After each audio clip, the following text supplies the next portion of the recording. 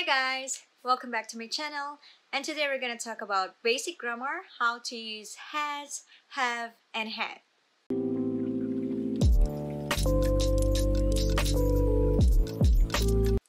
Today we're going to learn about the verb to have in present tense and past tense. Before we start, let me explain what present tense and past tense mean. Present tense is a tense expressing an action that is currently going on or happening right now. It's also expressing habitual action, like what you're doing every day, or every week, every month, anything that you do habitually, or a state that currently or generally exists, or we call it the facts. Now, past tense is a verb tense that is used to talk about things happened or existed before now. That's why we call it past tense, because it's in the past tense. To use the verb to have in the present tense, we need to consider the subject of the sentence. Are we talking about a singular subject, which means one, or a plural subject, which means two or more? Example, Mary and Jenny have a meeting. Our subjects are Mary and Jenny. That means there are two subjects, Mary and Jenny, so we call it plural subjects. Plural subjects use the verb have. Mary and Jenny have a meeting. Mary and Jenny have. When we say Mary has a meeting, Mary is a singular subject because Mary is only one. So we use the verb has. Has is used for singular subject. Let's use pronouns. When using pronouns, we will just follow these rules. Just always remember these pronouns. They, we, you, I, plus have. They have, we have, you have, I have. It, he, she, plus has. It has, he has, she has. Now, to use this in a negative sentence, we will just follow these rules.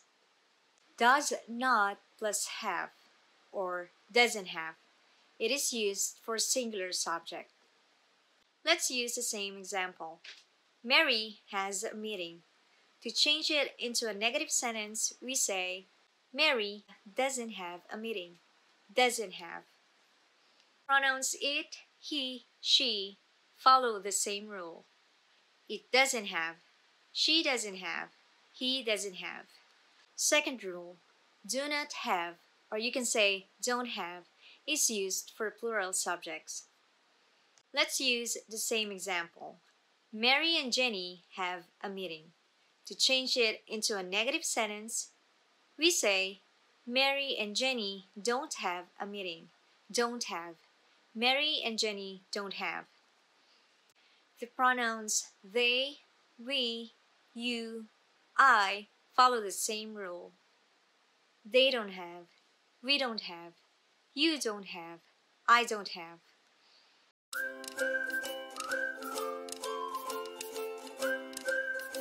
Okay, now we're done with the present tense. Now let's move on to the past tense. To use the verb to have in the past tense, we only need to use the verb had for both singular and plural subjects. Let's use the same example for singular subject. Mary has a meeting. To change it into the past tense, we say, Mary had a meeting. Mary had. Singular subject plus had. Mary had.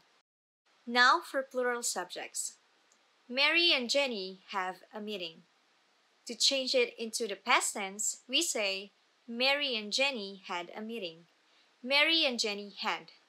Plural subjects plus had. Mary and Jenny had. All pronouns follow the same rule. They, we, you, I, plus had. They had, we had, you had, I had. It, he, she, plus had.